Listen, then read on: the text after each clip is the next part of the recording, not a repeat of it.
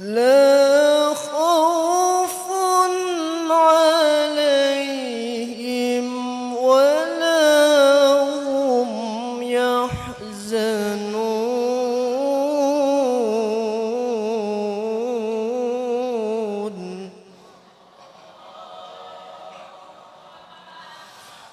الذين آمنوا وكانوا يتقون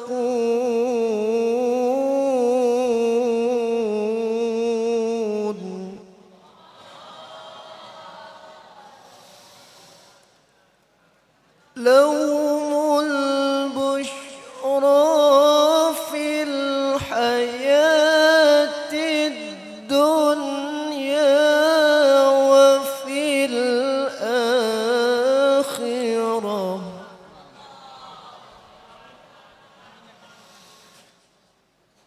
لا تبديل لكلمات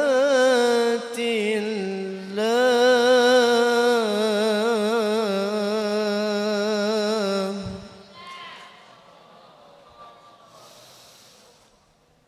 ذلك هو الفوز العظيم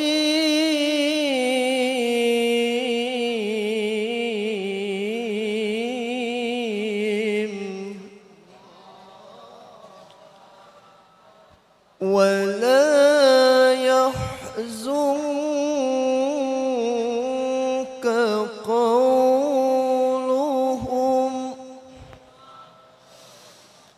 إن العزة لله جميعا هو السميع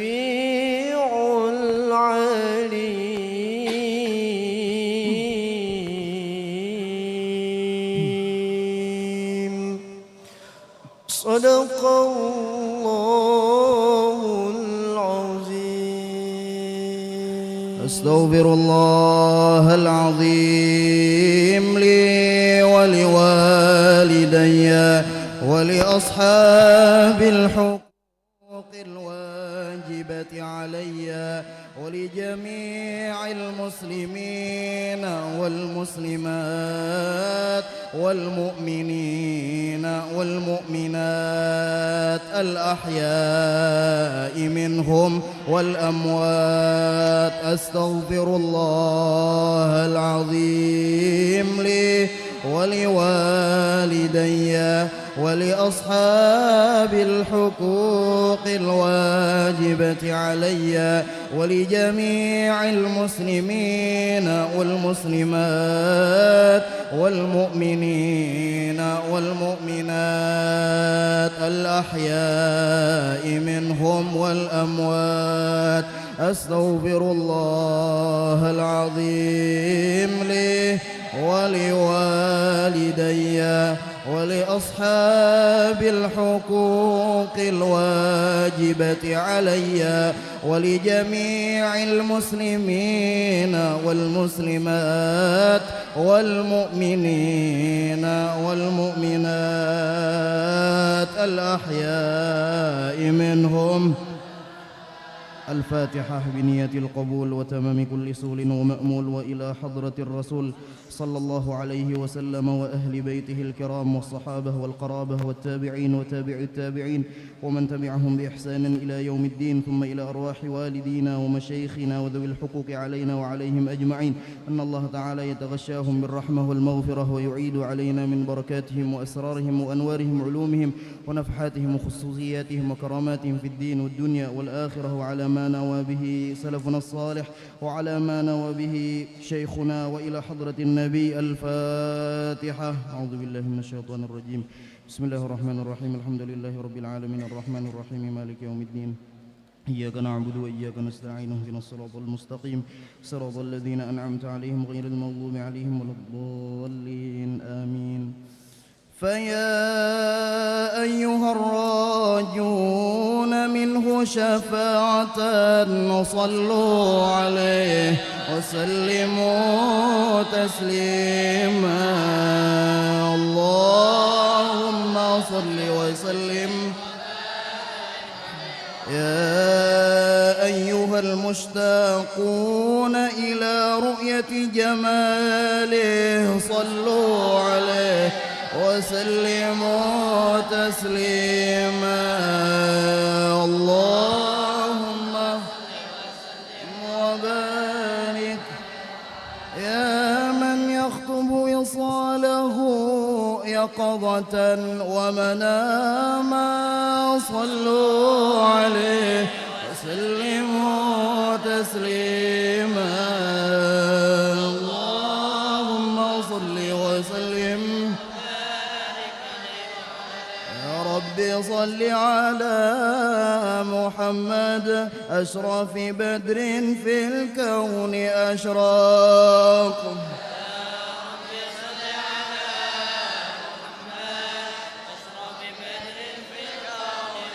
يا رب صل على محمد أكرم داع يدعو إلى الحق.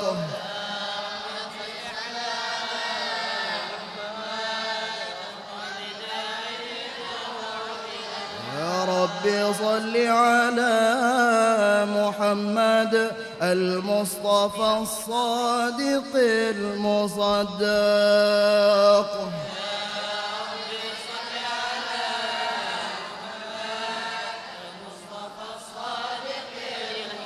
رب صل على محمد أحلى الورى منطقا وأصداق.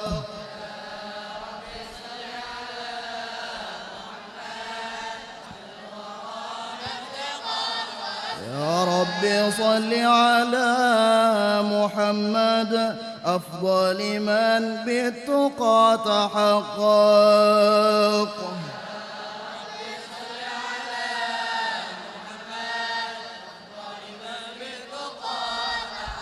يا رب صل على محمد من بالسخاء والوفاء تخلق.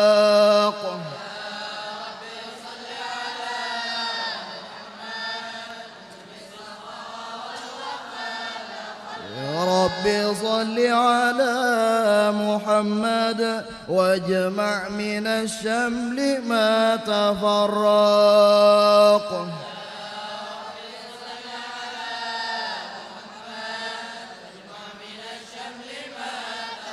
يا رب صل على محمد واصلح وسهل ما قد تعوق.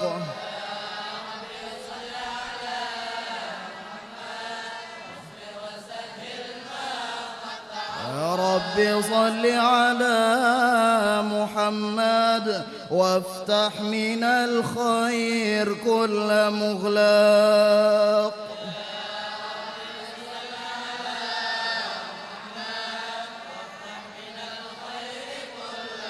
يا رب صل على محمد وآله ومن بالنبي تعلق.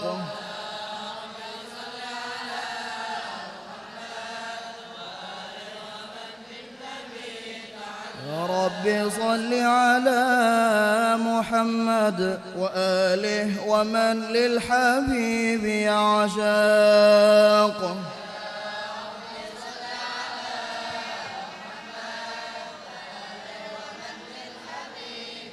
يا رب صل على محمد ومن بحبل النبي توثاق.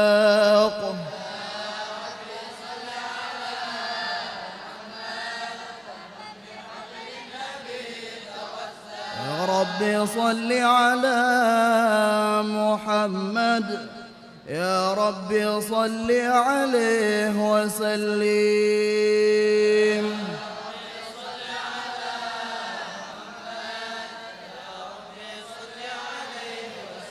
الجنة ونعيمها سعد لمن يصلي ويسلم ويبارك عليه.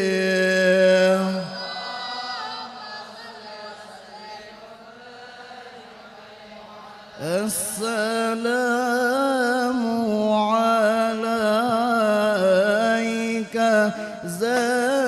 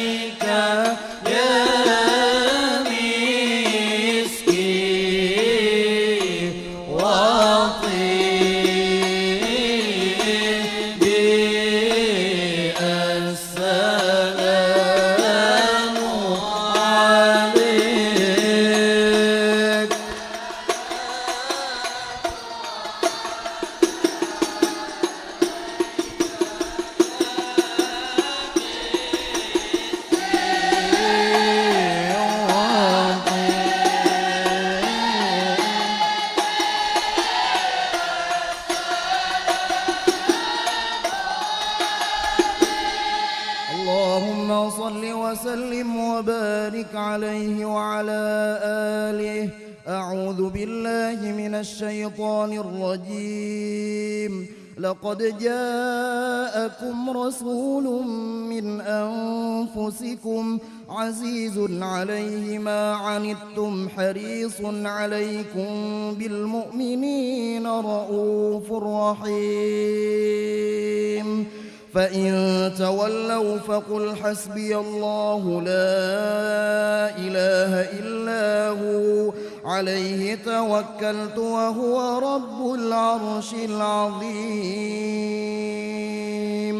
إن الله وملائكته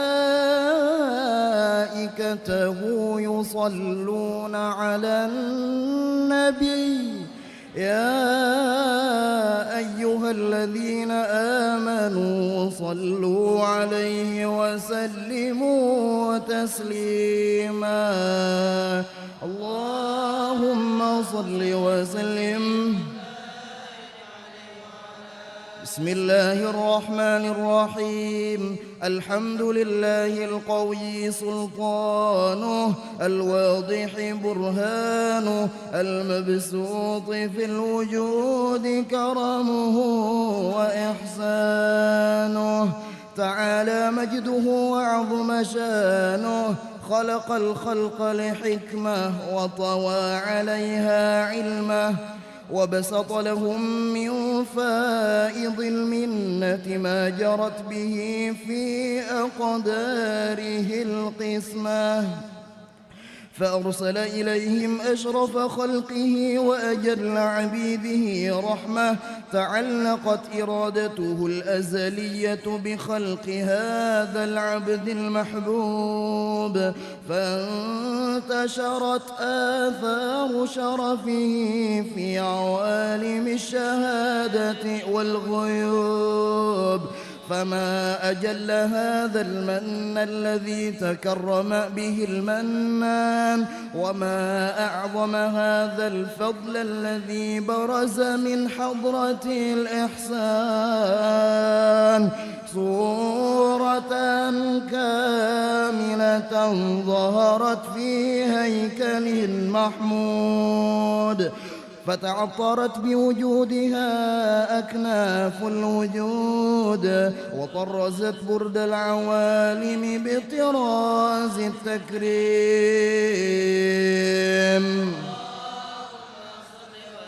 أشرف الصلاة والتسليم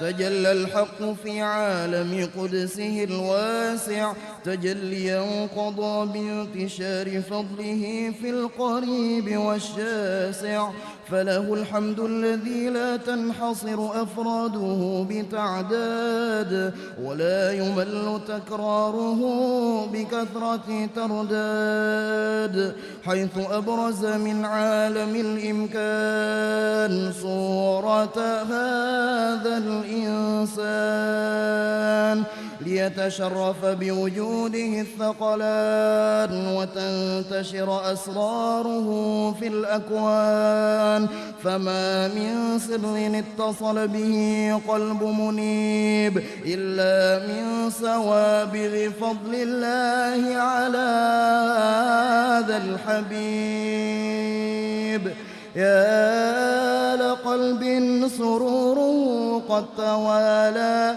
بحبيب عم الأنام نوالا جل من شرف الوجود بنور غمر الكون بهجة وجمالا قد ترقى في الحسن أعلى مقام وتناهى في مجده وتعالى لاحظته العيون فيما اجتلته بشرا كاملا يزيح الضلال ضلالا، وهو من فوق علم ما قد رأته رفعة في شؤونه وكمالا.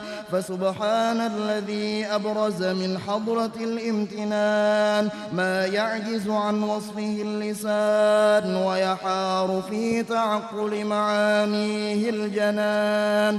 انتشر منه في عالم البطون والظهور ما ملأ الوجود الخلقي نور. فتبارك الله من إله كريم بشرتنا آياته في الذكر الحكيم ببشارة: لقد جاءكم رسول من أنفسكم عزيز عليه ما عنتم حريص عليكم بالمؤمنين رؤوف رحيم.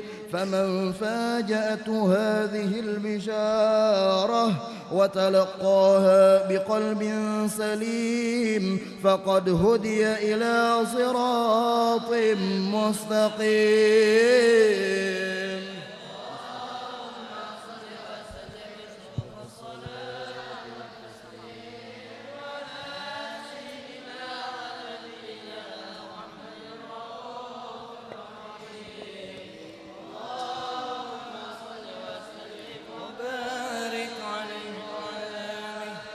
اللهم صل وسلم وبارك عليه وعلى آله.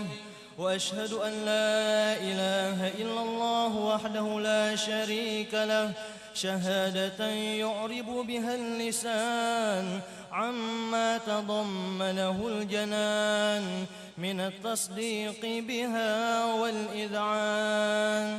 تثبت بها في الصدور من الإيمان قواعده وتلوح على أهل اليقين من سر ذلك الإذعان والتصديق شواهده. وأشهد أن سيدنا ونبينا وحبيبنا وشفيعنا وقرة أعيننا محمدًا العبد الصادق في قوله وفعله والمبلغ عن الله ما أمره بتبليغه لخلقه من فرده ونفله.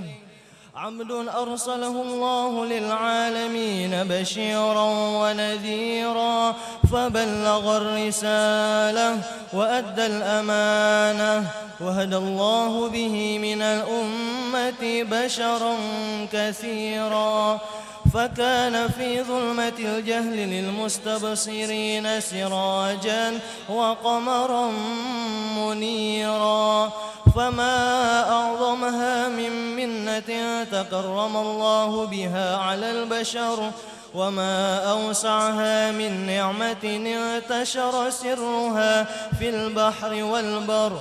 اللهم صل وسلم بأجل الصلوات وأجمعها وأزكى التحيات وأوسعها على هذا العبد الذي وفى بحق العبودية وبرز فيها في خلعة الكمال وقام بحق الربوبية في مواطن الخدمة لله وأقبل عليه غاية الإقبال. صلاة يتصل بها روح المصلي عليه به صلاة يتصل بها روح المصلي عليه به صلاة يتصل بها روح المصلي عليه به فينبسط في قلبه نور سر تعلقه به وحبه ويكتب بها بعناية الله في حزبه. وعلى آله وصحبه الذين ارتقوا صهوة المجد بقربه وتفيأوا ظلال الشرف الأصلي بوده وحبه. ما عطر الأكوان بنشر ذكراه النسيم.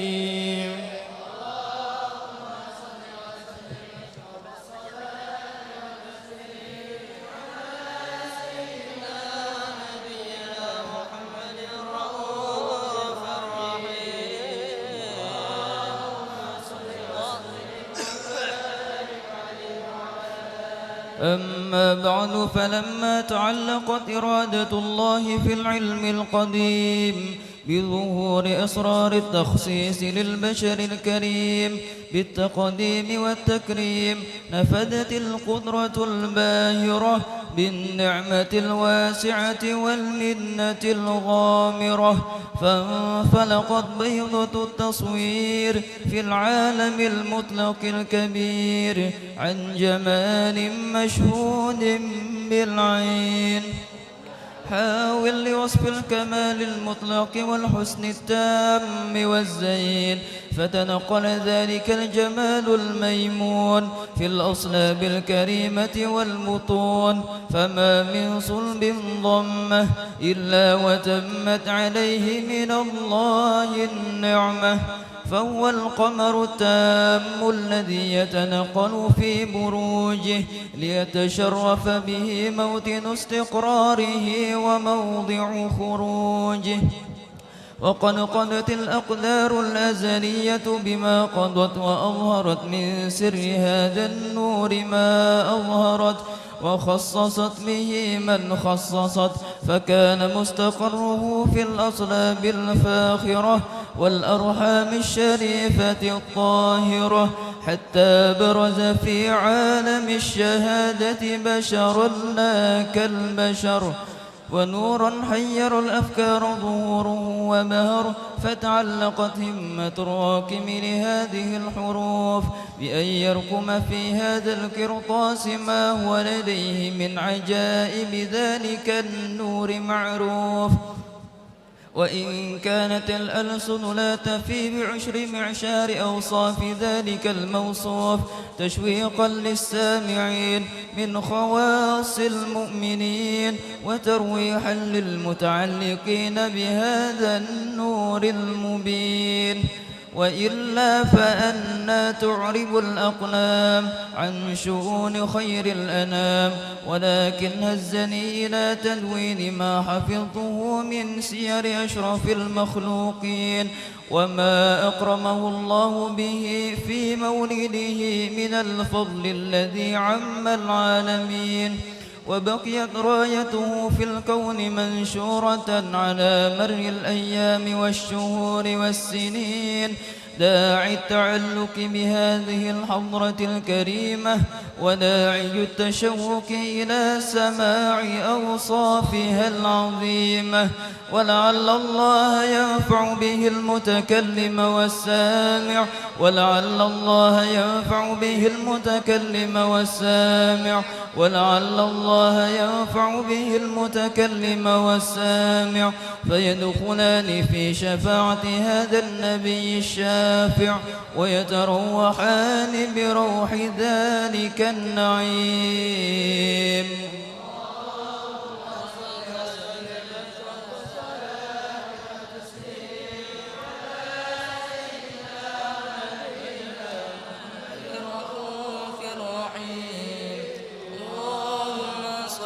وسلم وبارك عليه وعلى آله.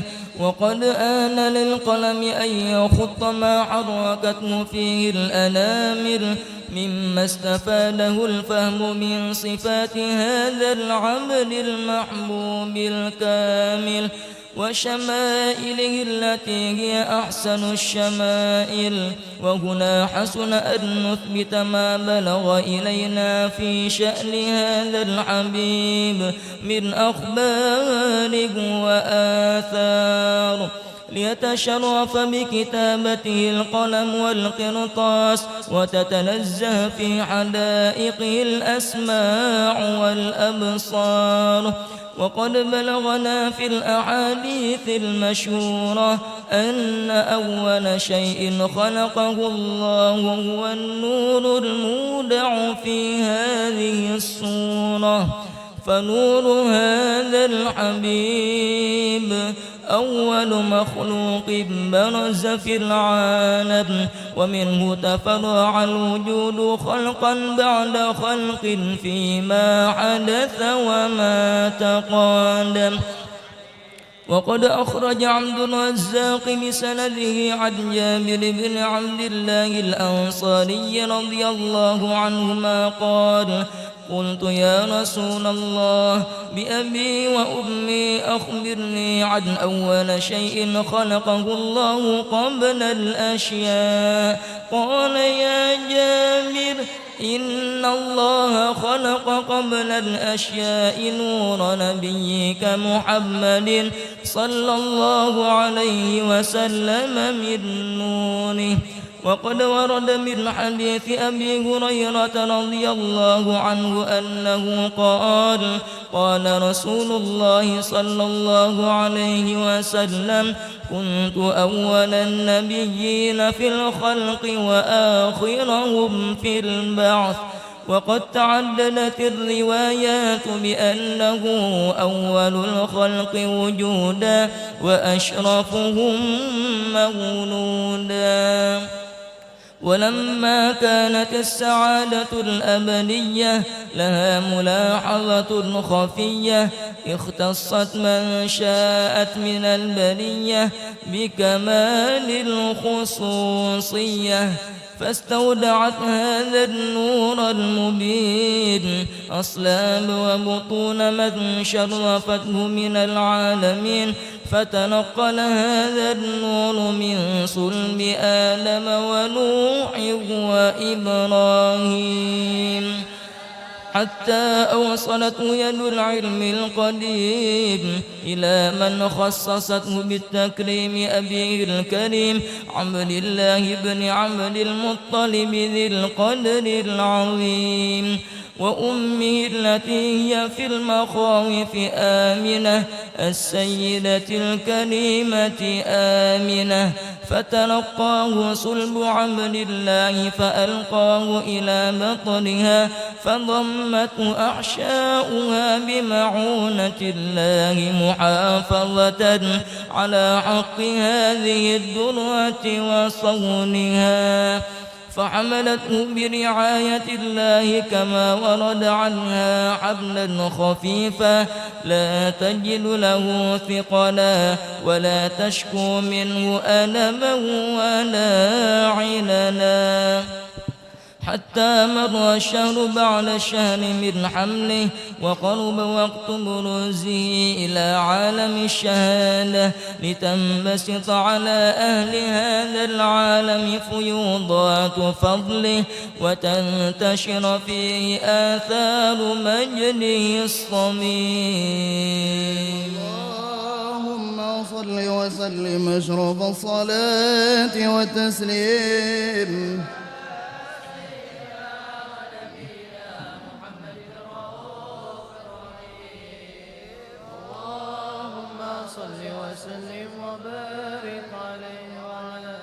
يا أهل بيت النبي يا أهل الصفا والمناجاة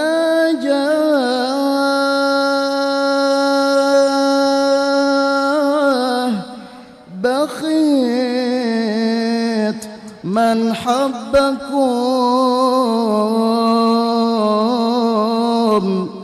يظفر بما قد تمنى.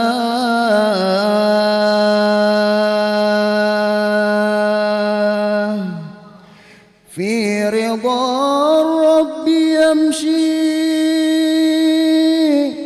في صباحه وممساه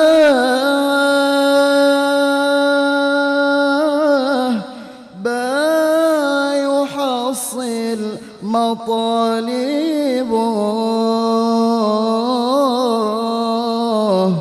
وما كان يرجى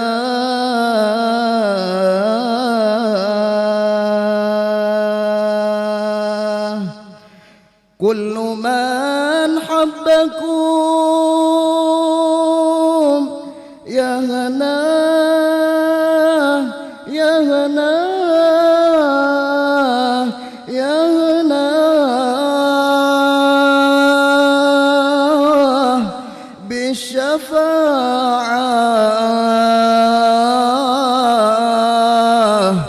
من المختار في يوم لقياه.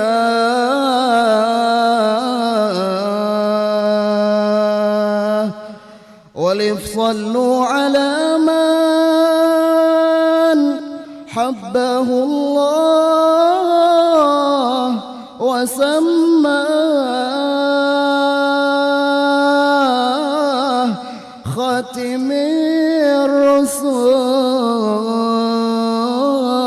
الرسل من علمه علمه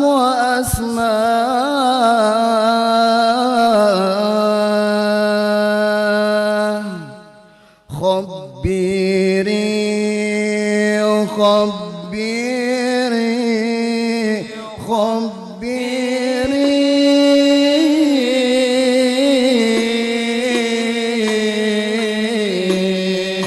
يا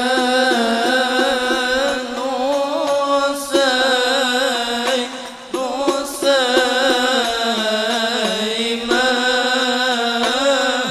عن مغرم شدي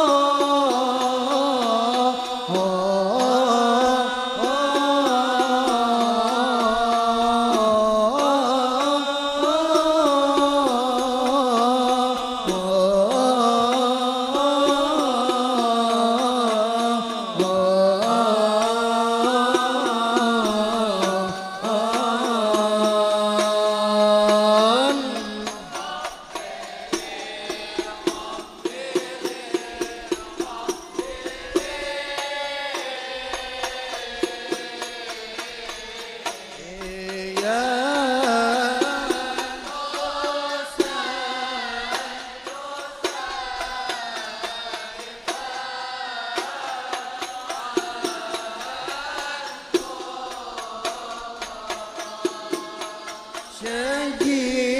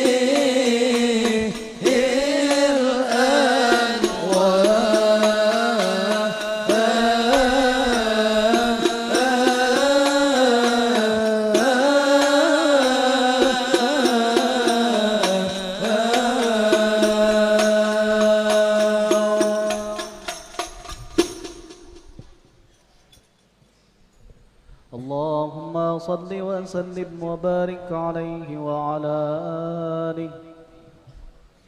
ومنذ علقت به هذه الدرة المكنونة والجوهرة المصونة والكون كله يصبح ويمسي في سرور وابتهاج بقرب ظهور إشراق هذا السراج، والعيون متشوفة إلى بروزه متشوقة إلى التقاط جواهر كنوزه.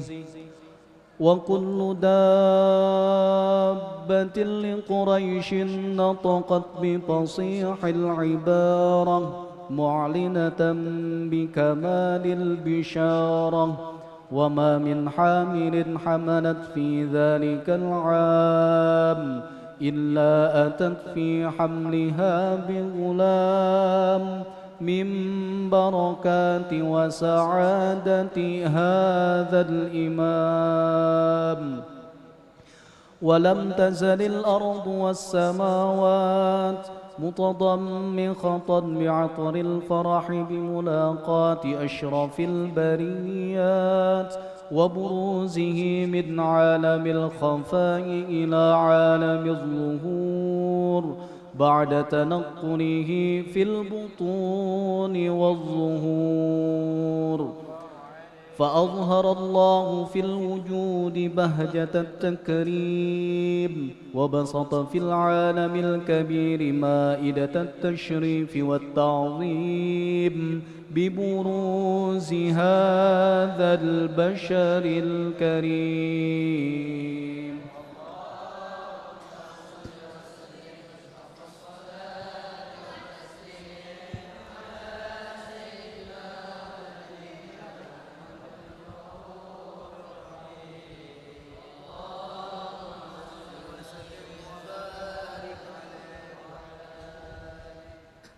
اللهم صل وسلم وبارك عليه وعلى آله.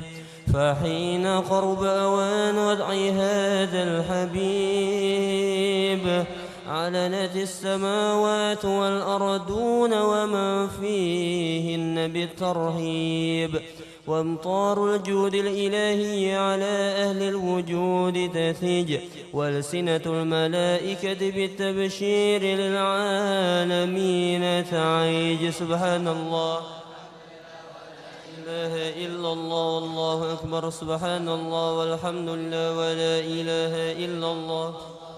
سبحان الله والحمد لله.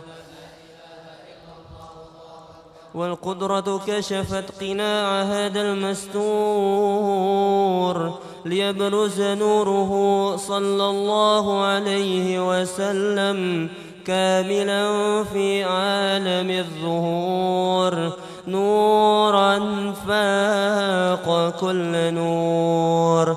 وأنفذ الحق حكمه على من أتم الله عليه النعمة من خواص الأمة أن يهدر عند وضعه أمة تأنيسا لجنابها المسعود ومشاركة لها في هذا السماط الممدود. فحضرت بتوفيق الله السيدة مريم والسيدة آسية ومعهما من الهور العين من قسم الله له من الشرف بالقسمة الوافية.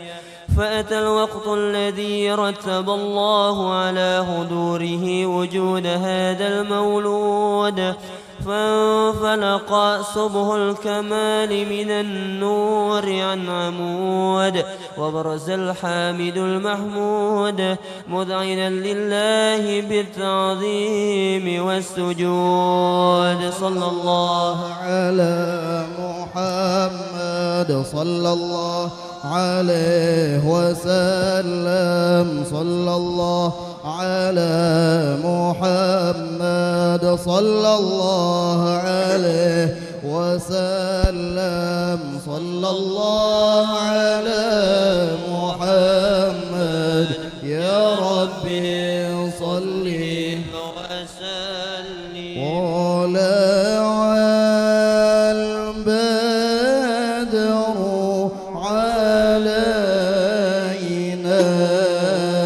من ثنيات الوداع وجب الشكر علينا ما دعا لله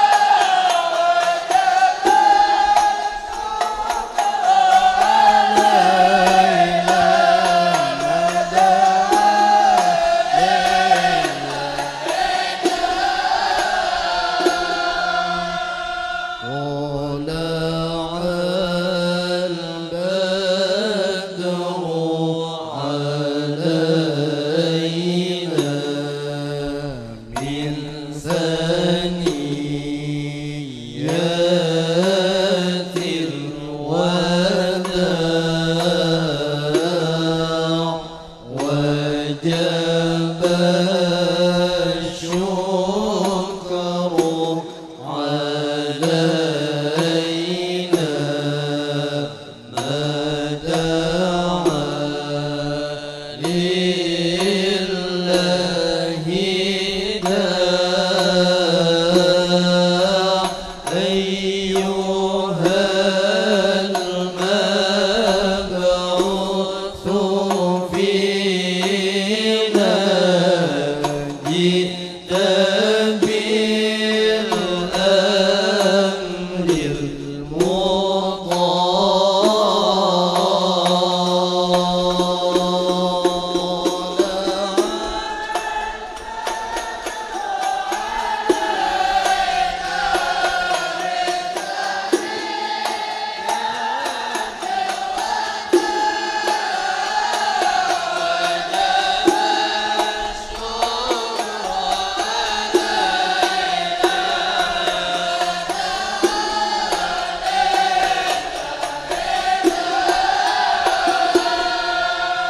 كن شفيعا يا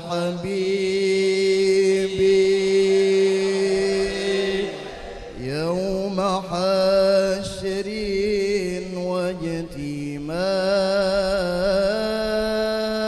واجتماع كن شفيعا يا حبيبي يوم حشر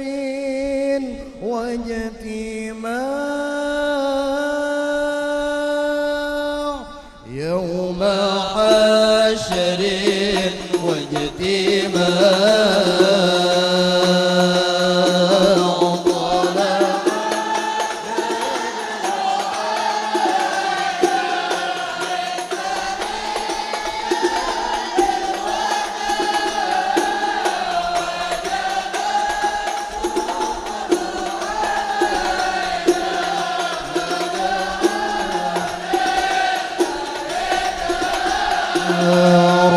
ربنا صل على من حل في خير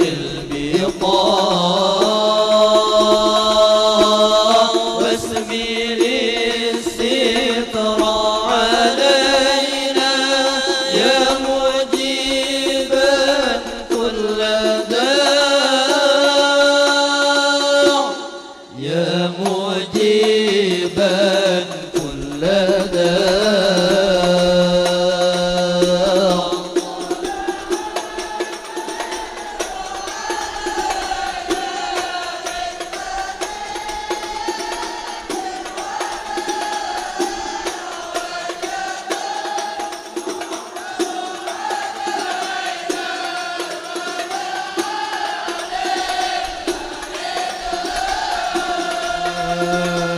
طلع البدر علينا من ثنيات الوداع وجب الشكر علينا ما دعا لله داع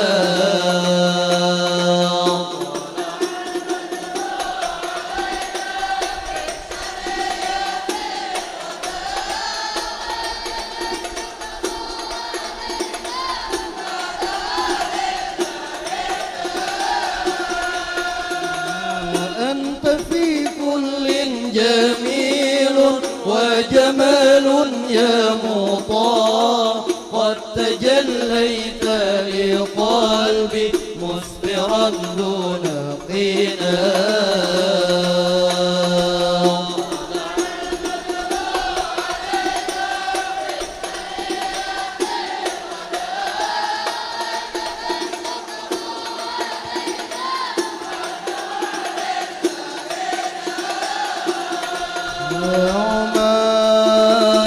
مرحبا يا مرحبا يا نور عيني مرحبا جد الحسين مرحبا مرحبا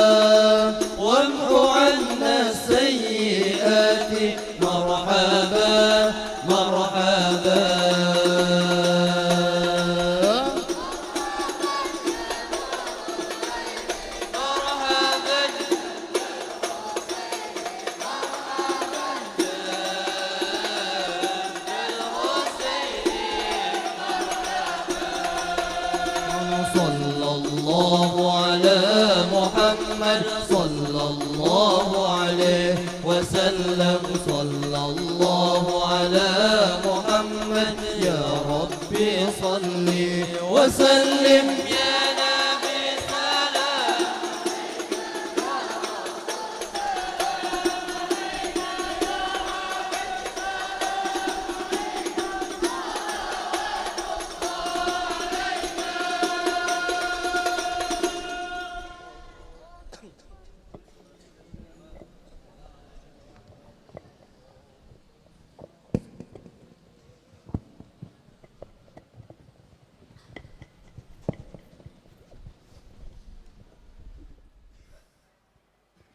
اللهم صل وسلم وبارك عليه وعلى آله. ومن الشرف الذي اختص الله به أشرف رسول معراجه إلى حضرة الله البر الوصول وظهور آيات الله الباهرة في ذلك المعراج وتشرف السماوات ومن فوقهن بإشراق نور ذلك السراج. فقد عرج الحبيب صلى الله عليه وسلم ومعه الأمين سيدنا جبريل إلى حضرة الملك الجليل مع التشريف والتبجيل، فما من سماء ولجها إلا وبادره أهلها بالترحيب والتكريم والتأهيل، وكل رسول مر عليه بشره بما عرفه من حقه عند الله وشريف منزلته لديه، حتى جاوز السبع الطباق ووصل إلى حضرة الإطلاق. نازلته من الحضرة الإلهية غوامر النفحات القربية، وواجهته بالتحيات وأكرمته بجزيل العطيات، وأولته جميل الهبات، ونادته بشريف التسليمات، بعد أن أثنى على تلك الحضرة بالتحيات المباركات الصلوات الطيبات. فيا لها من نفحات غامرات وتجليات عاليات في حضرات باهرات تشهد فيها الذات للذات، وتتلقى عواطف الرحمات وسوابغ الفيوضات بأيدي الخضوع والإخبات. رتب تسقط الأماني حسرى دونها ما وراءهن وراء. عقل الحبيب صلى الله عليه وسلم في تلك الحضرة من سرها ما عقل، واتصل من علمها بما اتصل، فأوحى إلى عبده ما أوحى، ما كذب الفؤاد ما رأى. فما هي إلا منحة خصصت بها حضرة الامتنان هذا الإنسان، وأولته من عواطفها الرحيمة ما يعجز عن حمله الثقلان. وتلك مواهب لا يجسر القلم على شرح حقائقها، ولا تستطيع الألسن أن تعرب عن خفي دقائقها. خصصت بها الحضرة الواسعة هذه العين الناظرة والأذن السامعة، فلا يطمع طامع في الاطلاع على مستورها والإحاطة بشهود نورها، فإنها حضرة جلت عن نظر الناظرين، ورتبة عزت على غير سيد المرسلين. فهنيئا للحضرة المحمدية ما واجهها من عطايا الحضرة الأحدية، وبلوغها إلى هذا المقام العظيم. أشرف الصلاة والتسليم على سيدنا ونبينا محمد الرؤوف الرحيم. اللهم صل وسلم وبارك عليه وعلى آله. اللهم صل وسلم وبارك عليه وعلى آله. ولقد اتصف صلى الله عليه وآله وسلم من محاسن الأخلاق بما تضيق عن كتابته بطون الأوراق. كان صلى الله عليه وآله وسلم أحسن الناس خلقا وخلقا وأولهم إلى مكارم الأخلاق سبقا وأوسعهم بالمؤمنين حلما ورفقا. برا رؤوفا لا يكون ولا يفعل إلا معروفا لولا خلق السهل واللمد المحتوي على المعنى الجزل إذا دعاه المسكين وجابه إجابة معجلة.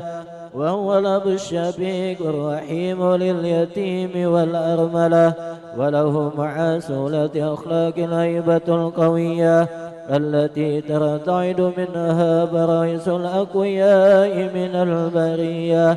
ومن نشر ضيبه تعطرت الطرق والمنازل وبرب ذكره تطيبت المجالس والمحافل. وهو صلى الله عليه وآله وسلم جامع الصفات الكمالية والمنفرد بخلقه وخلقه بأشرف خصوصية. فما من خلق بالبرية محمود إلا وهو متلقى عن زين الوجود. أجملت في وصف الحبيب وشانه وله العلا بمجده ومكانه. أوصى بعز قد تعالى مجدها أخرجت على نجم السها بعينانه. وقد انبسط القلم بتدوين ما أفاد العلم من وقع مولد النبي الكريم وحكاية ما أكرم الله به هذا العبد المقرب من التكريم والتعظيم والخلق العظيم. وأسن مني أن أمسك عنة الأقلام في هذا المقام وأقرأ السلام على سيد الأنام. السلام عليك السلام عليك أيها النبي ورحمة الله وبركاته. السلام عليك أيها النبي ورحمة الله وبركاته. وبذلك يسن ختم كما يسن تقديم وعليه أفضل الصلاة والتسليم. اللهم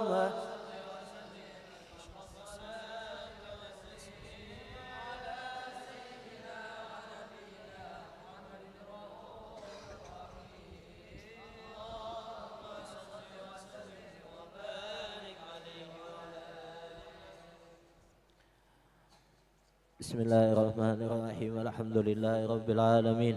اللهم صل وسلم على سيدنا محمد في الأولين.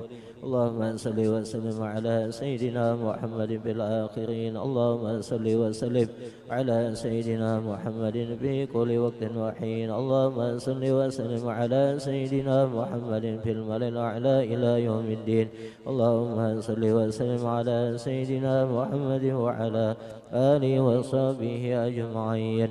ولما نظم البكر من ذرار الأصحاب المحمدية عقودا توجهت إلى الله متوسلا بسيدي وحبيبي محمد صلى الله عليه وآله وسلم أن يجعل سعي فيه مشكورا وبعلي فيه محمودا. تب عملي بالأعمال المقبولة وتوجهي بتواجهة الخالصة والصلات الموصولة.